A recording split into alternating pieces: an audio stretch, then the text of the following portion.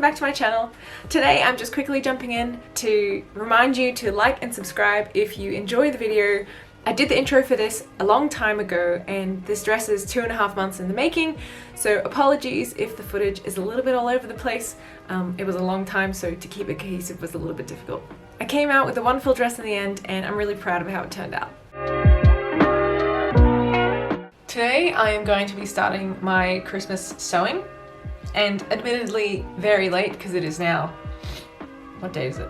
It's the 14th of November, and I wanted to make videos and edit all these items before Christmas, and I currently get about 1 video out a month, and there's 8 things, so that maths doesn't really line up, but we're gonna try, we're gonna do our best. So I'm gonna start with my brother and his wife's family. I'm making them matching sets because I think that would be adorable, and today I'm gonna start with my sister-in-law's dress. I'm not gonna share exact measurements and things here. I followed a tutorial that I found online. I'm gonna link it down below. I'm sure I'll butcher the pronunciation, so I'll just put it here. Basically, it's this tutorial for a shirred dress, which has the shirred portion and then 2 tiers, and I'm gonna add straps to this one. The first step is to cut out the fabric, obviously. There's no pattern for this one, it's just a couple of rectangles of different sizes based on the measurements of the person you're making the dress for. That website, the lady who does those tutorials, she has a couple of different shirred dress variations, a maxi and a knee length, and I'm gonna make the knee length one today. First off, I've just got to clean off my desk a little bit. I was taping and cutting the pattern out for my mum's Christmas present, but the fabric for that has not arrived yet, so I've got to wait with that one.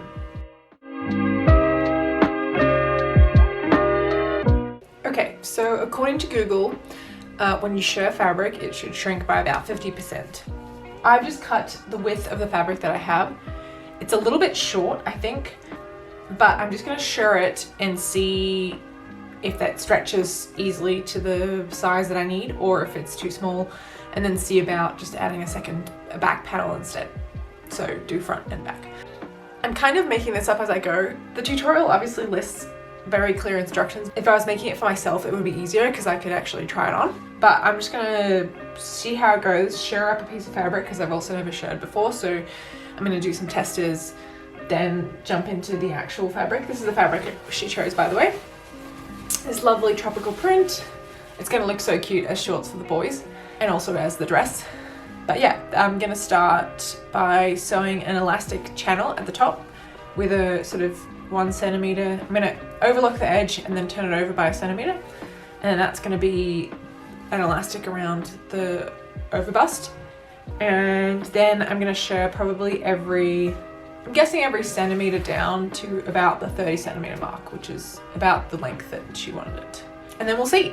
I went ahead and cut out 1 piece of fabric, the length of her waist to the point at which the ruffle can start, so sort of like mid-thigh-ish. And I'm gonna shirr like the first top portion of this to the waist point. So from the top to the waist point, and there's also seam allowance in the top and bottom of this. And then I've got the ruffle. The ruffle is just 2 pieces, each the width of the fabric and the length of 20 centimeters. So that'll bring it to just above the knee. And then I've added seam allowance on the bottom as well. So hopefully shirring this up will get it the width of her bust and under bust measurements, and hopefully it'll just work out. I'm expecting it to shrink by half, so if I need to, I will cut another panel for the back if that's not good enough, because this fabric is slightly skinny. It's 110 centimeters instead of 150 centimeters wide. But that should work. And then I still have to cut out the straps and attach it all together. Okay, this is not a shirring tutorial. I have never shirred fabric before. So yeah, I've been looking up some things online and I've watched a lot of Rosarie Apparel's videos. She does a lot of shirring. So I've hand wound my bobbin and I'm just using white cotton for the top, and I'm gonna give this a go. Actually, slight change of plan. I'm going to sew up the side seams first. So I'm going to sew the side seams of the dress panel and I'm going to sew the ruffles together. And then I'm going to do the elastic channel, just because I think that'll make the fabric sit against the skin a little bit nicer, because it'll be all into the channel. And then I'm going to switch to the shirring elastic. Hopefully that works. I'm going to switch back and forth a few times, but that's okay.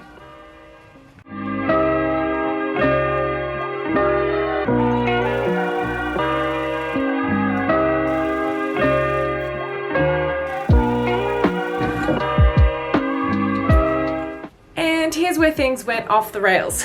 I spent the whole night trying to figure out how to make my Brother sewing machine shirt. I could not for the life of me figure it out, and I did so many test pieces. I was just about to completely change the design of the dress and start from scratch when I read online that Brother sewing machines just don't have the right tension for shirring, which I had no idea about. And when I went and used my Singer Start machine, which is the very, very first machine I ever got, which was like 90 bucks and does like 3 stitches, it worked. I got it to do it, like in the first 5 minutes. So once I figured that out, I shirred the whole panel and put the whole dress together. I'd really run out of time at this point, so I didn't necessarily film anything. I did do a fitting with my sister-in-law, and we decided to tweak a couple of things, like to remove a couple of lines of shirring from the bottom, because it just wasn't hitting her waist quite in the right way. And also then attached the straps, and here's what the finished dress looked like.